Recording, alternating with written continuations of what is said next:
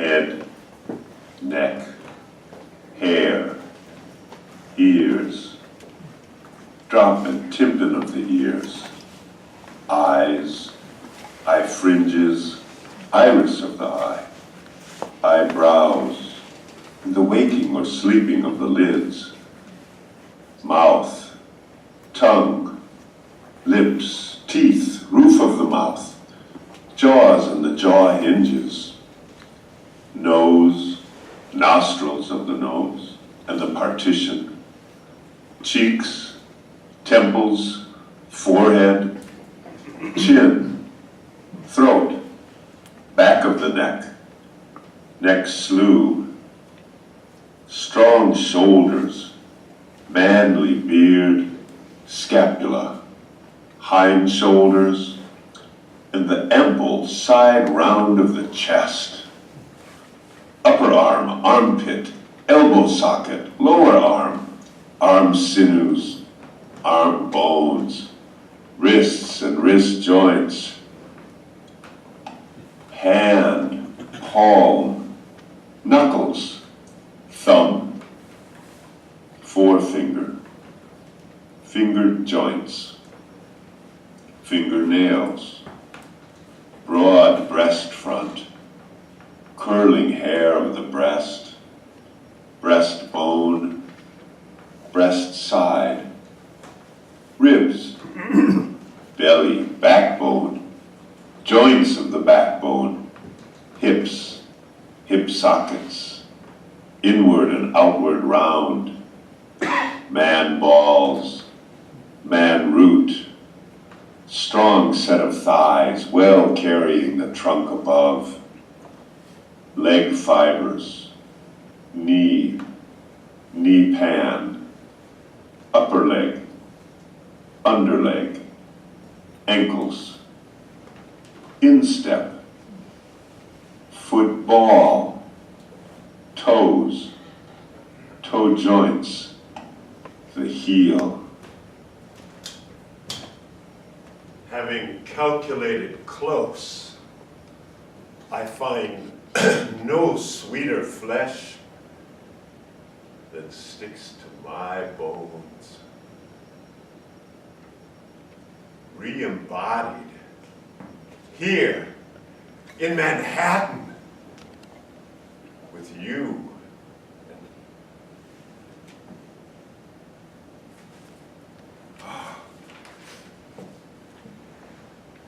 An American bard at last. You've come in good time, Walt Whitman. This is one of my finest published reviews. And here, Walt Whitman, the begetter of a new offspring of literature. I never tire of reading these, especially because I wrote them. Anonymously, of course.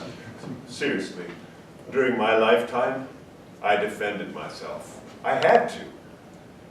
I didn't gain acceptance in my own time, so I fell back on fond dreams of the future.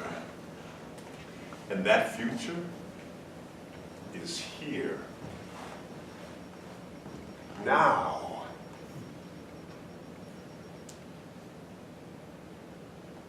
So I've come back to spend some time with you, my fond dreams, to illuminate some important details that history has suppressed, to set the record straight, so to speak.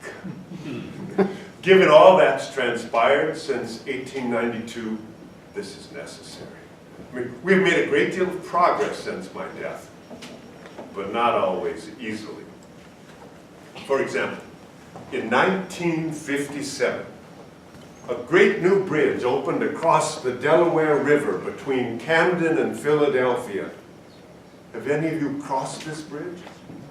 I see a head nodding there. Yes, to be named the Walt Whitman Bridge. But the Bishop of Camden instructed his entire flock to warn the bridge commissioners of the dangers of associating architectural landmarks homosexuals.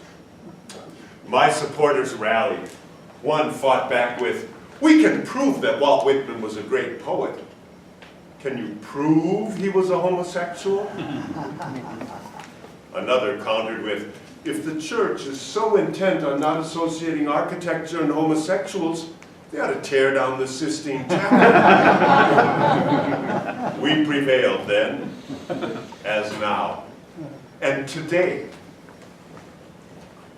in these United States, there are 14 public schools named after me. An American male poet who loves men. 14. That's a big deal. How many do you suppose have been named after Ginsberg? 0. Yes. Well, to be fair, the Berkeley Arts Magnet Elementary School does have an Allen Ginsberg poetry garden. Perhaps one day there'll be a 3rd grade poetry slam. Ginsberg howlers versus the Whitman comrades.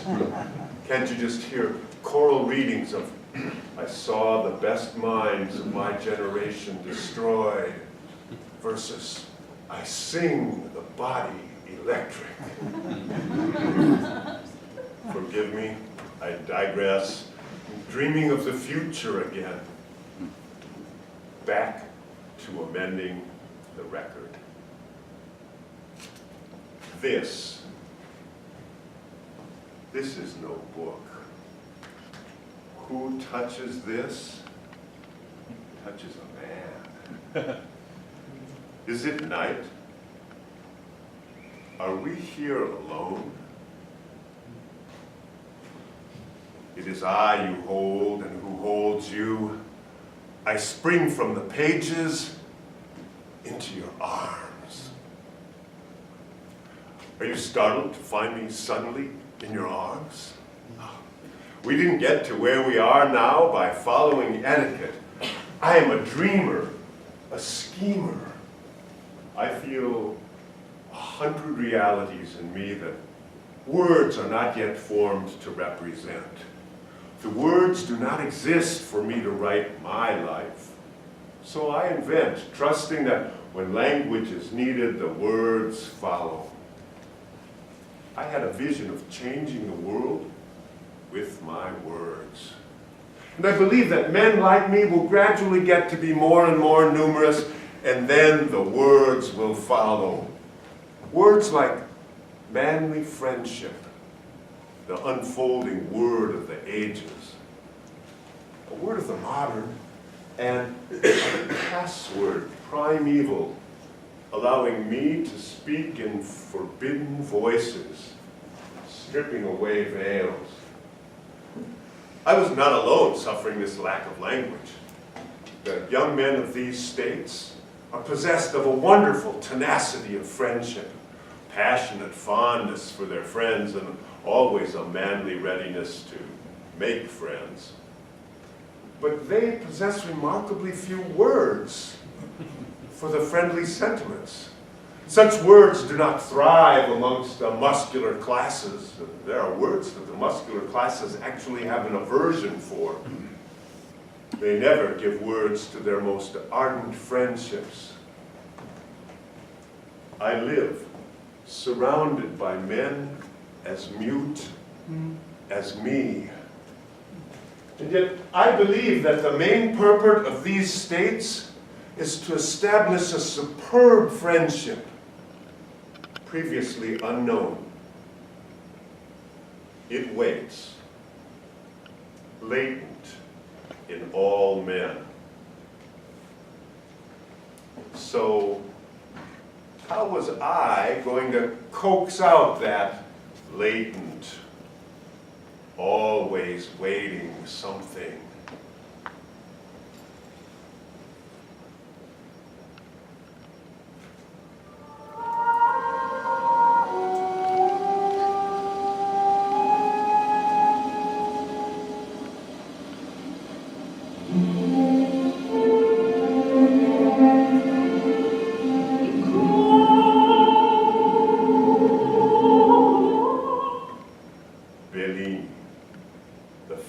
finest in the world.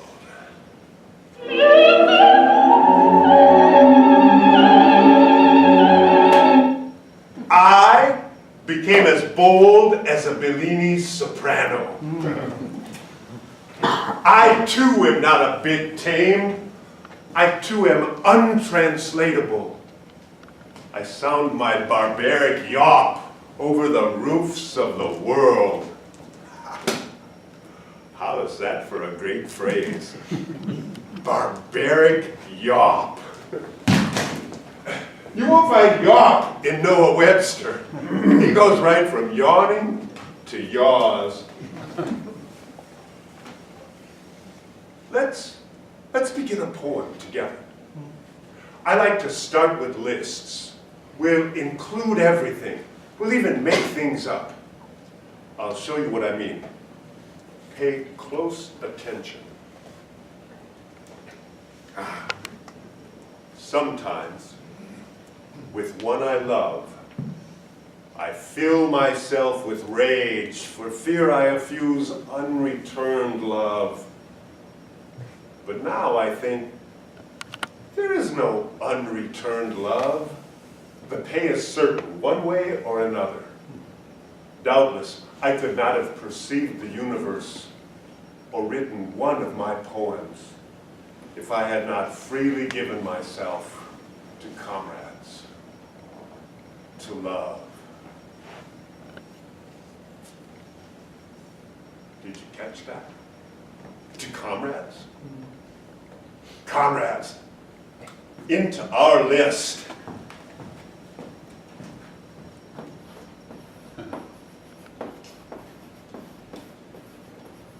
Comrades, that's Greek. Greek, into our list. Greek like Achilles, Alexander the Great, Aristotle, Plato, Socrates, Sophocles. Greek like Apollo, Hercules, even Zeus. Gods and men, they all had male lovers. Not only did men love men in ancient Greece, but they had language for it. So, today, I use Greek as a code word, and then my inner circle understands. I tell Emerson, we have to find muscular words to make the literature for these states strong and limber, full of ease and passionate friendliness. A language applicable to men not fond of women, and to women not fond of men. And we must repeal that filthy law that silences sex in the body. And you know what Emerson does? He laughs at me. Defy the Puritan Trinity, taboo, non-existence, silence. Silence? What am I going to do with silence? I long to sing songs that have not yet been sung. The strongest and sweetest, yet remain to be sung. So, I invent. Words like adhesiveness. Put that into our list. My invention.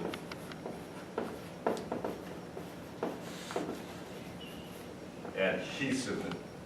Well, I actually didn't invent adhesiveness. I borrowed it from phrenology, but I give it a new meaning. Here is adhesiveness. It's not previously fashioned, it's apropos. Do you know what it is as you pass to be loved by strangers? Do you know the talk of those turning eyeballs? These yearnings, why are they? These thoughts in the darkness, Why are they? But when I read of the Brotherhood of Lovers, how it was with them, how through life, through dangers, odium, unchanging, long and long, through youth and through middle and old age, how unfaltering, how affectionate and faithful they were. Then I am pensive. I hastily put down the book and walk away, filled with the bitterest envy. I envy the ancient Greeks. The Brotherhood of Lovers. Can you imagine? I envy their world, their words. Let's put Brotherhood of Lovers into our list.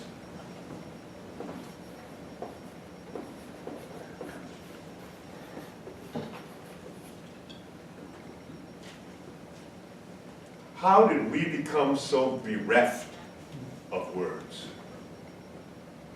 I inherited a single code word, Greek, and a miserable Latin phrase, peccatum illud horribile inter Christianos non nominandum.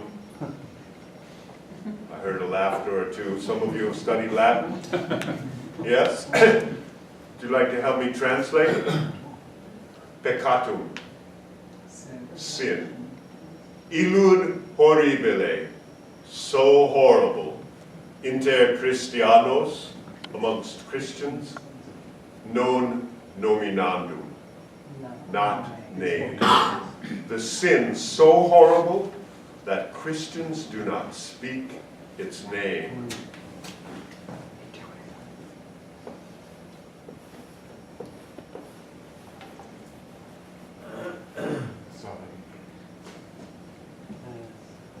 During my lifetime, people actually used this Latin phrase so that they wouldn't have to say, and most English speakers are actually afraid of saying it.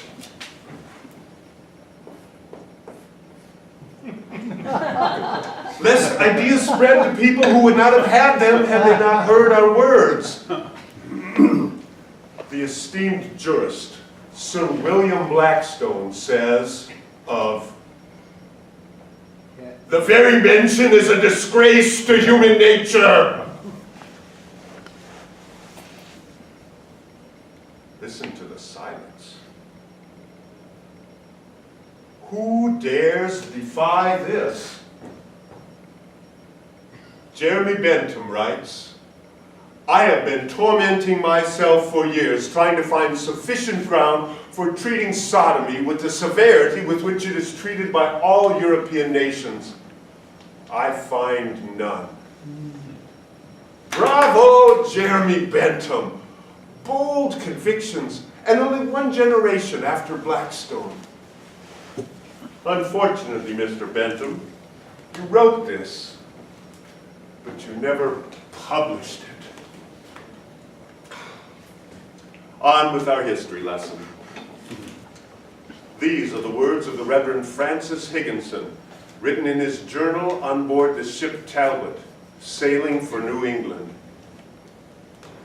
"We examined 5 beastly sodomitical boys which confessed their wickedness, not to be named. The fact was so foul we reserved them to be punished by the governor when we came to New England. The governor sent the boys back to be punished in Old England as the crime deserved. In Old England, the boys would be hanged for something that could not be named. And New England was quick to catch up with the old. Plymouth colony was the first to establish a death penalty for non nominandum. And right here, New York colony, right on its heels, where Jan Creole was found guilty of peccatum illud horribile. His sentence? choke him to death, and burn his corpse to ashes. Eventually, each of the 13 original colonies established a death penalty for it. And by the time I was born on Long Island, not 10 miles away, just across the Sound in Connecticut, they still had a death penalty for it. North and South Carolina don't get rid of the death penalty for it until after the Civil War. What am I supposed to do in a world like this? What should I do? What could I do? To hell with the Puritans and with all their rules. I am naked by the 11th line of Leaves of Grass. Count with me. I celebrate myself and sing myself. And what I assume, you shall assume. For every atom belonging to me as good belongs to you. I loaf and invite my soul.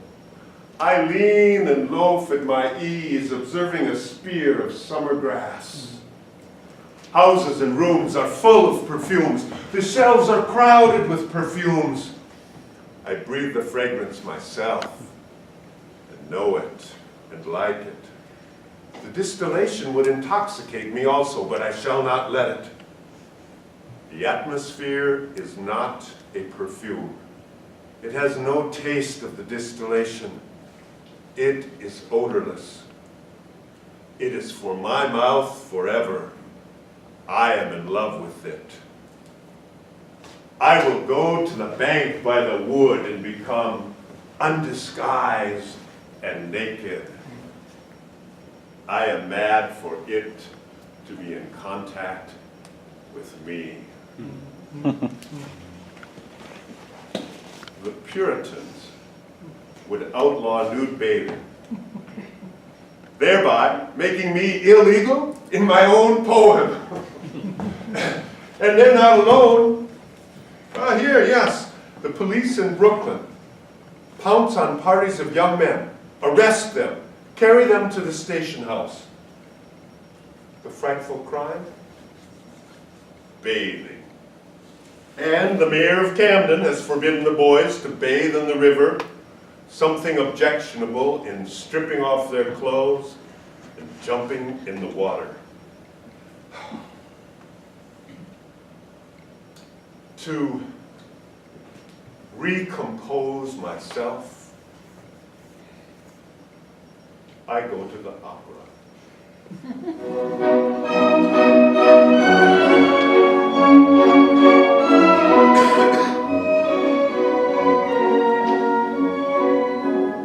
Verdi, unsurpassed. La donna è mobile, qual piuma e vento. But once the Puritans have outlawed nude bathing, imagine their righteousness going after sex. So I hide things in plain sight. Loaf with me on the grass.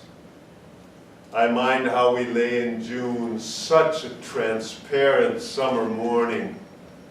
You settled your head athwart my hips and gently turned over upon me, plunged your tongue to my bare, stripped heart. And you reached until you felt my beard, and you reached until you held my feet. I calculate what I can write and what I cannot write. And of course I calculate where I write it, avoiding jail in Boston or execution in Charlotte. And I calculate how I write it. Speaking of writers, are any of you writers? Oh, a couple there. Do you know or have you heard of Edward Carpenter? Edward Carpenter? Ah, one of the best. When I say men like me will gradually get to be more and more numerous, Carpenter. We talk writer to writer. And I tell him, he's one of very few that's in a position to perceive what lies behind Leaves of Grass. It lies behind almost every line, but concealed, studiedly concealed. Some passages left purposefully obscure. Now, there's something in my nature that's furtive, like an old hen. You see a hen walking up and down a hedgerow, seeming apparently quite unconcerned. Presently, she finds a concealed spot, furtively lays an egg, and then comes away as though nothing has happened. That is how I feel writing Leaves of Grass. There are certain truths that it's necessary to wrap up, to envelop. Take, for example, my poem, Once I Passed Through a Populous City. In the original, in my notebook, that poem reads, "And now of all that city I remember only the man who wandered with me there for love of me." But in the published poem, it reads, "I remember only a woman." How did that happen? How did the man become a woman?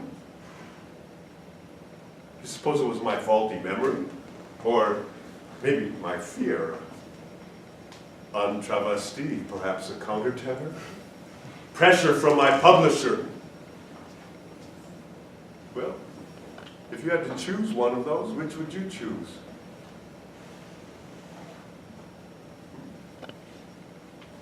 In truth, they're all plausible explanations. So let me share with you something that's even more furtive. I never published this.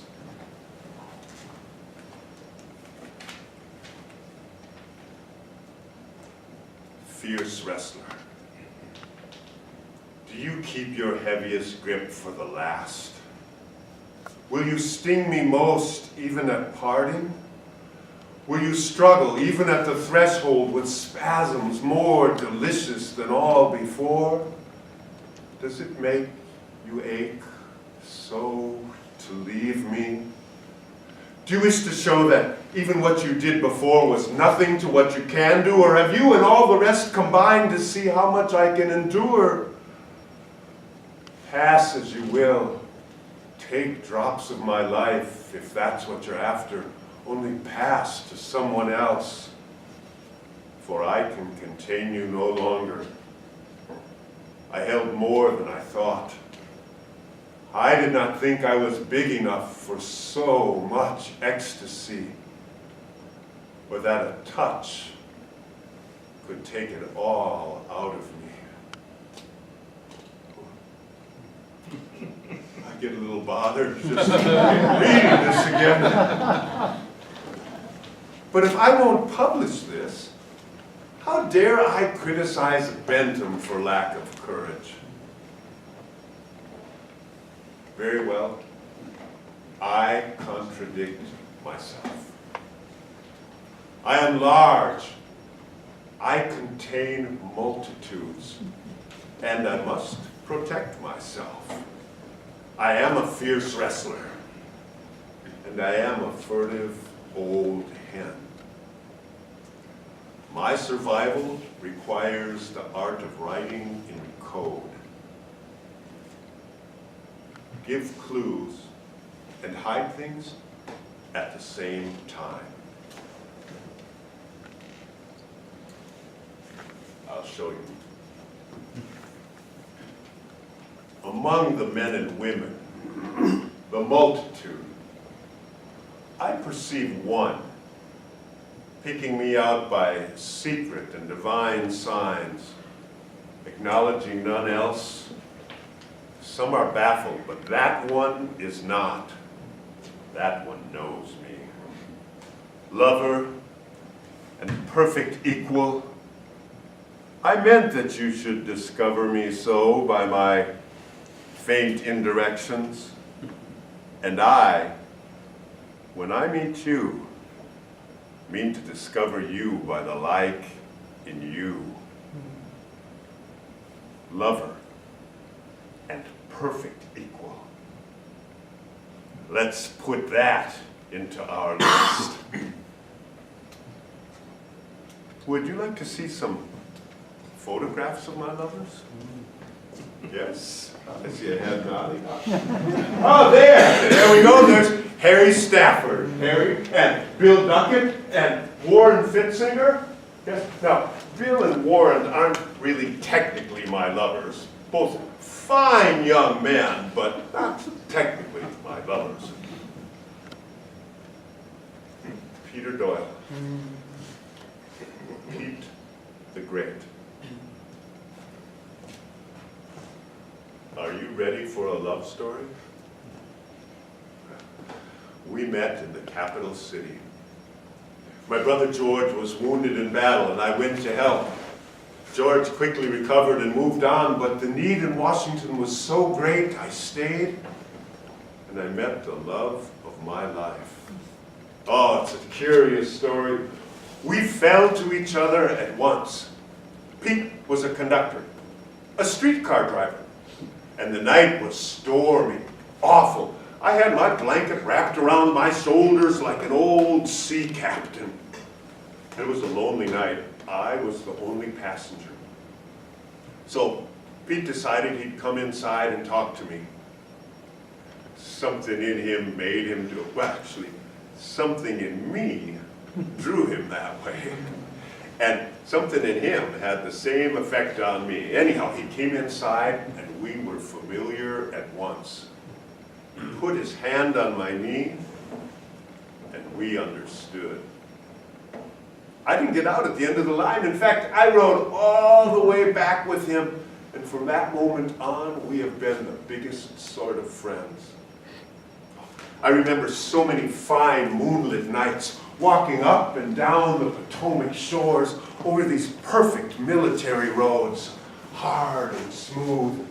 Our trips together to Niagara and to New York.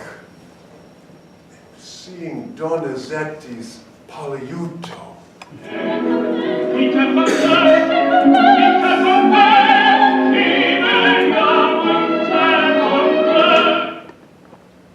The greatest pleasure. Oh, we began so well. I was happy.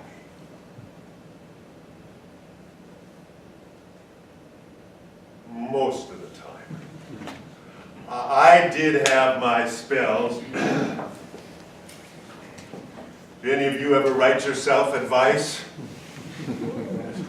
Well, here we go. Pursue her no more. Give up absolutely this feverish, fluctuating, useless, undignified pursuit of 16-4. No faltering, no seeing her or meeting her from this hour forth for life. Okay, you must be wondering, her, who is she? And what is 16-4? 16-4. Peter Doyle, P.D. When A is 1 and Z is 26, P.D. is 16-4.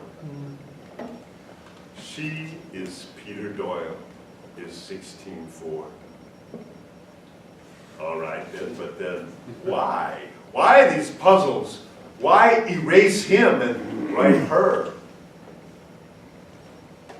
Remember? I'm furtive. The man became a woman. I disguised Peter. We never really talked about this much. Perhaps it was that silence that drifted us apart. I dreamt once of Peter confronting me. "'Tis almost biblical, Walt. How many times will you be denying me?"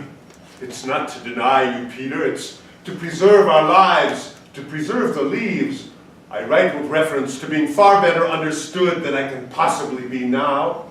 I want my words to be remembered, not forgotten or erased." "Well, you erased me." "Forgive me. Yes, I erased you, Peter, from my notebook, but not from my heart. I'm sorry, but do not doubt my love. I never stopped loving Peter Doyle." I still have a copy of a letter I wrote to him years ago. "Dear Pete, dear son, I can almost see you drowsing and nodding last Sunday, going home late at 7th Street, and I'm telling you something deep about the heavenly bodies. In the midst of it all, I look around and find you fast asleep, your head on my shoulder. Good night, Pete. Good night, my darling son. Here's a kiss for you, dear boy, on the paper here, a good long one."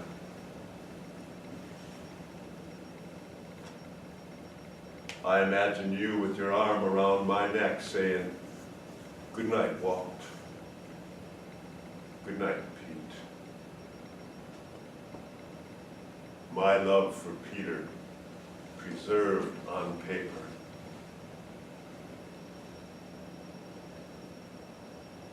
So did Pete love me? Shortly after I died, he shared this with Dr. Buck, my good friend and literary executor. I have Walt's raglan here.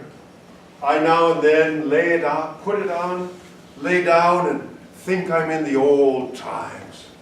When I get it on and stretch out on the old sofa, I am very well contented. I don't even for a minute lose the old man.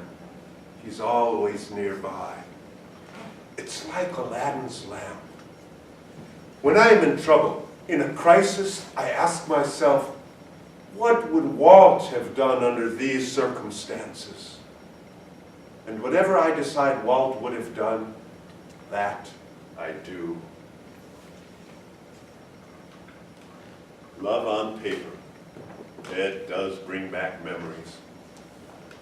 During my first paralysis, Pete used to come to my garret room every day before he went on duty. He'd make my bed up, chat for an hour or so, just enliven me, or he'd go out and get those medicines Dr. Drinkard had ordered. Day after day after day, it became too much for poor Peter. I moved up to Camden where my brother George and his family could take care of me. Eventually there I found a cheap lot and got a small 3-room house all for myself. I hoped that things would work out so that Pete and I could yet be with each other, at least from time to time. And in the meantime, we would just adapt ourselves to circumstances, maintain as cheerful a heart as possible. And Pete did visit from time to time. I found out years later, when it was too late, that Mrs. Davis, my housekeeper, refused to open the door for him. She turned him away, said I needed my rest. Pete refused to argue with her. Proud Irishman. But he was the only one that really knew how to nurse me. He loved me. I should have gotten rid of Mrs. Davis and invited Pete to move in with me. After all those years, what stopped me? I could blame it on my ill health, for the distance, the time. At a certain point, I actually came to believe that Peter must be dead. And then it turned out that he was living in Philadelphia, a ferry ride away.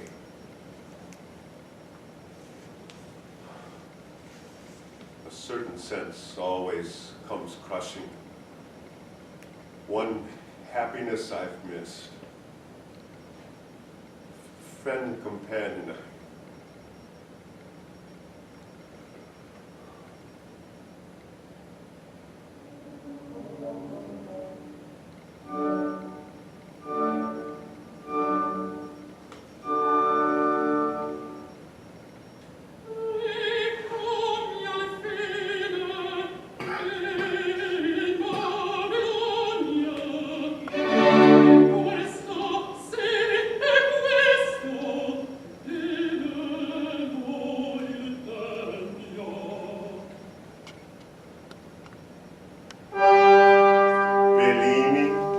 Donizetti, Verdi, Rossini. Italian saturates my life. All of my work colored by them.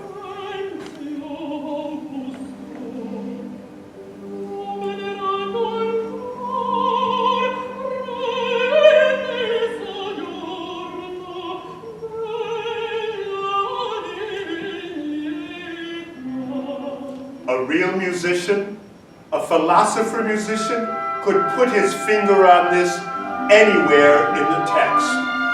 I heard Alboni the first and every time she sang in New York.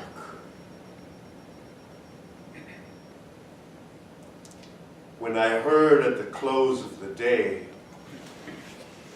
how I'd been praised in the Capitol, still, it was not a happy night for me that followed. When I caroused, nor when my favorite plans were accomplished, was I really happy. But the day when I rose at dawn from the bed of perfect health, electric, inhaling sweet breath, when I saw the full moon in the west grow pale and disappear in the morning light, when I wandered alone over the beach and undressing, bathed, laughing with the waters, and then saw the sun rise, and when I thought how my friend, my lover, was coming, then, oh, I was happy. Each breath tasted sweeter, and all that day my food nourished me more, and the beautiful day passed well. And the next came with equal joy, and with the next, at evening, came my friend. And that night, while all was still, I heard the waters roll slowly, continually up the shores. I heard the hissing rustle of the liquid in sands as directed to me, whispering to congratulate me. For the friend I love lay sleeping by my side. In the stillness, his face was inclined towards me, while the moon's clear beams shone, and his arm lay lightly over my breast. And that night, I was happy.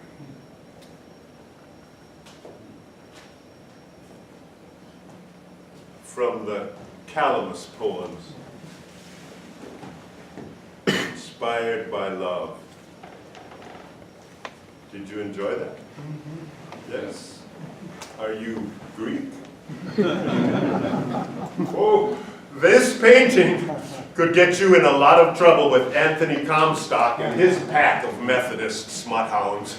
Oh, they would rather see you thrown in prison or have you commit suicide before you should offend their Society for Suppression of Vice sensibilities. Does anybody know the artist responsible for these works? Thomas Eakins. Yes, Thomas Eakins, my good friend. Eakins is the only artist I know that can resist the temptation to see what he thinks ought to be rather than what is. Now, Eakins Eakins sees the spirit, but does not make too much of it. And Eakins sees the flesh, but does not make a man all flesh, olive embodied. Eakins errs a little, just a little, in the direction of the flesh. And this portrait, this painting, this photograph, those are me, all by Eakins. Yes. Oh, and this series too. Yeah. Zoetropes, cameras, painting, photography, portraiture, you name it. Tom does it. You know what he says is going to be his last favor to me? He's going to be one of my pallbearers. Carry these old bones to my tomb in Harley Cemetery. Tom likes to say that he paints naked women because a naked woman is the most beautiful thing there is, except a naked man. Do you recognize that naked man? Oh, you saw him before. That's Bill Duckett. Yes, he had his clothes on before. But Bill's one of Tom's models. Now, nude models get Tom in a lot of trouble. One time, teaching, he snatches the loincloth off a model, a man. And there are women in class. Women! He is forced to resign. Now, do we think this is a case of prudishness or professional jealousy? You see, Tom's work is not particularly appreciated by the artistes, the so-called professional elects. The people who like Tom's work best are those that have no artistic prejudices to interpose. But prudishness is everywhere. I mean, when I say father stuff, or mother stuff, or onanist, or bare legs and belly, oh God, you might suppose I was citing some diabolical obscenity. Will the world ever get over its own indecencies? Take your clothes off. And take his clothes off. Paint naked bodies. Say the unspeakable. Break the rules. Why am I telling you this? Because knowing Eakins gives me courage.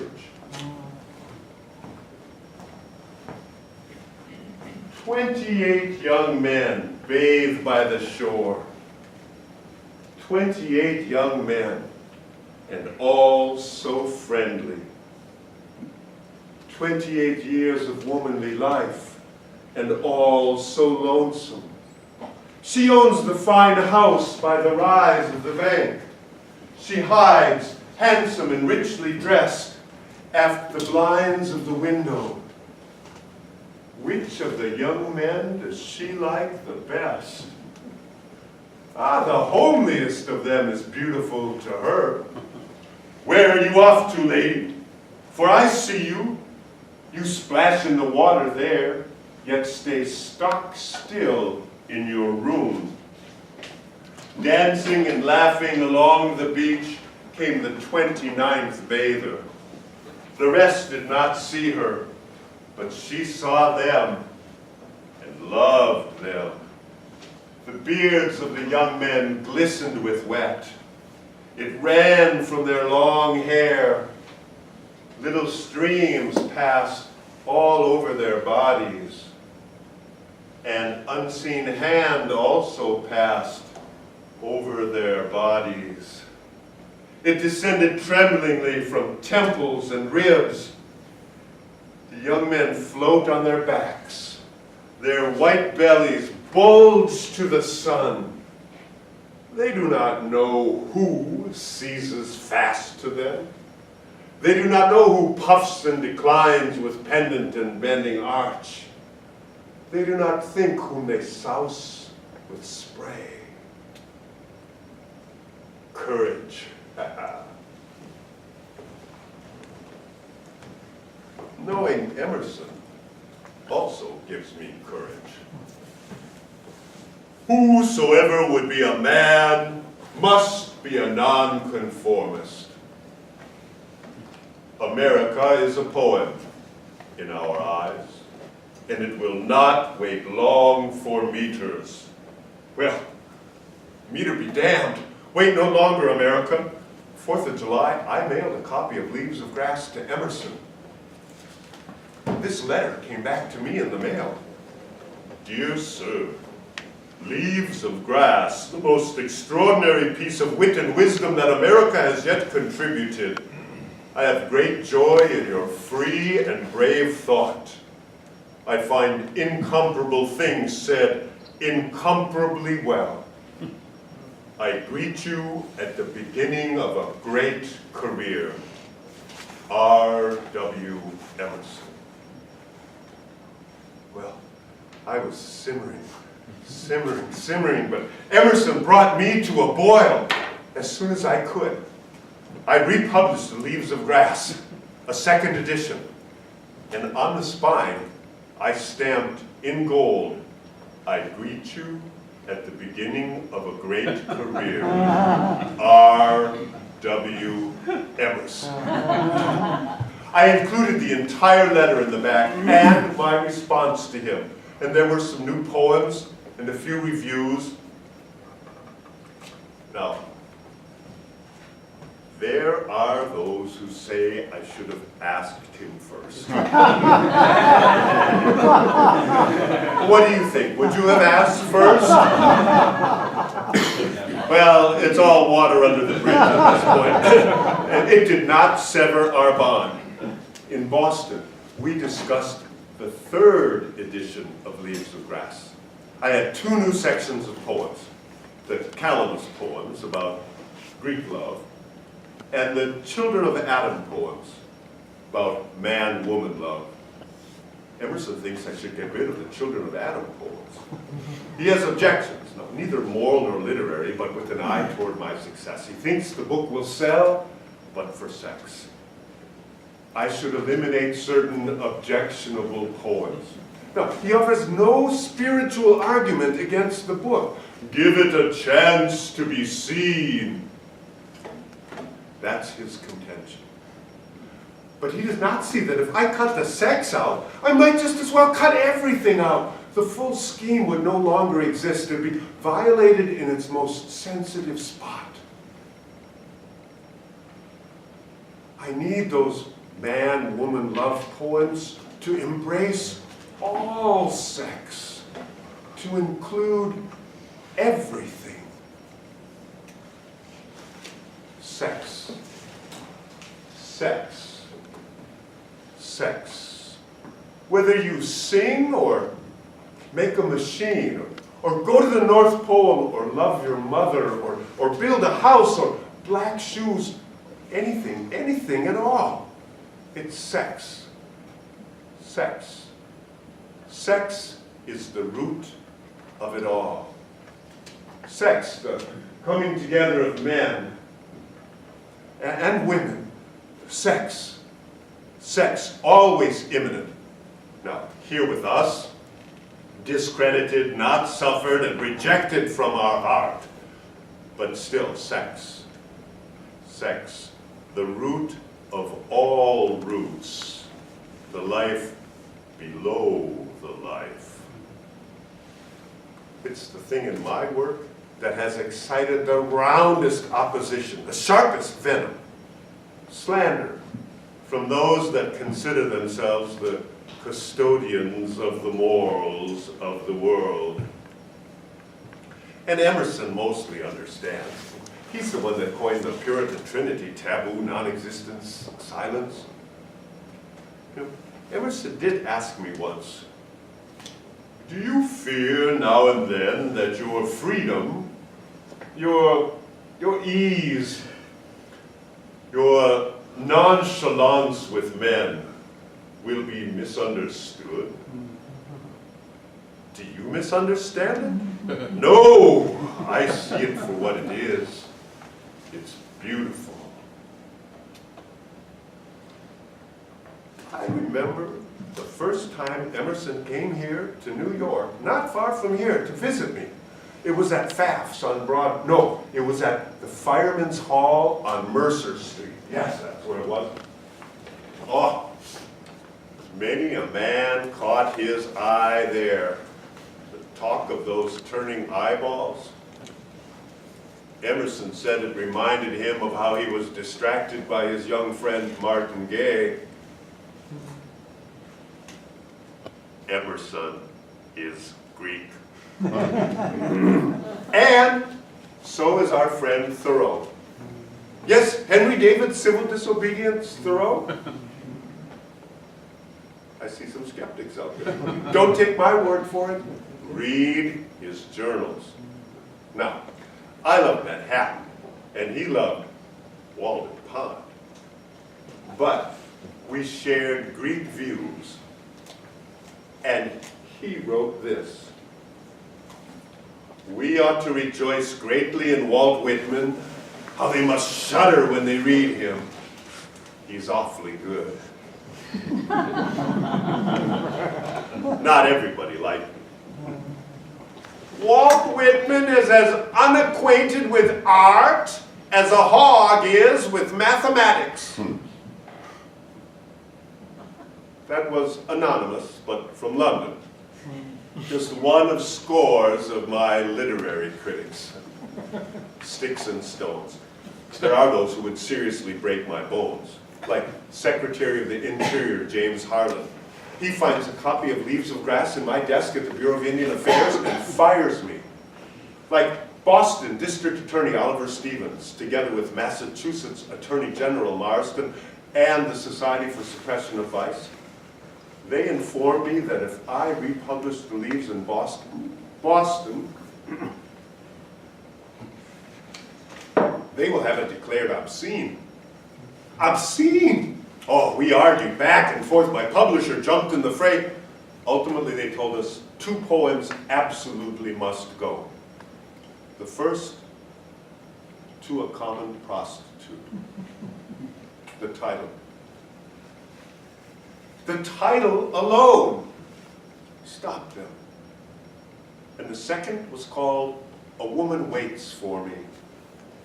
And I would like to read for you what was perhaps the offending segment of that poem. It is I, you women. I make my way. I am stern, acrid, large, undissuadable, but I love you. I do not hurt you any more than is necessary for you.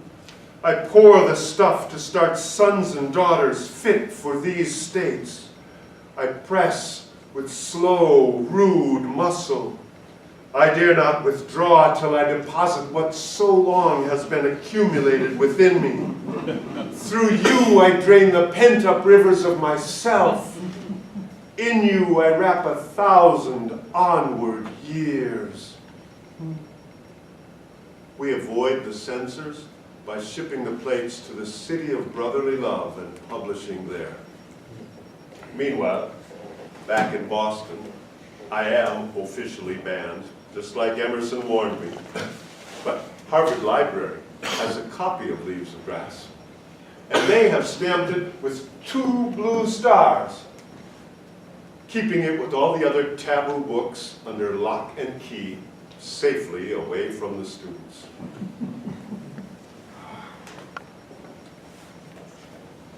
We will always have adversaries. Perhaps we're actually the better for it.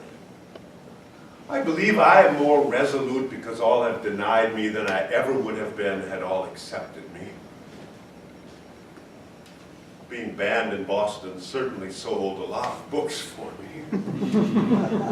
And we will always have allies. Hang on to them. Listen to this. This came to me all the way from Honolulu. Such admiration.